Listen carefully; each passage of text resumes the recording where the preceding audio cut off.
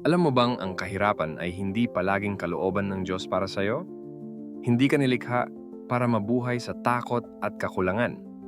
Itigil na ang mindset ng sakto lang. May inihandang prinsipyo ang Diyos para umunlad ka hindi lang para sa sarili mo, kundi para sa Kanyang kaharian.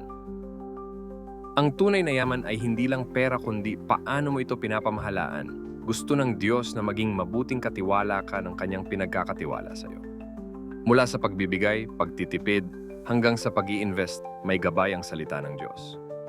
Pag pinalitan mo ang scarcity mindset ng abundance mentality, makikita mong posible ang pagpapala hindi sa sariling sikap, kundi sa pagtutulungan ninyo ng Diyos. Handa ka na bang baguhin ang pananaw mo sa pera? Mag-subscribe ka na ngayon para sa mas malalim na Bible-based na kaalaman paano ma-bless God's way. Ito ang susi sa pag-unlad na may saysay at walang pagsisisi.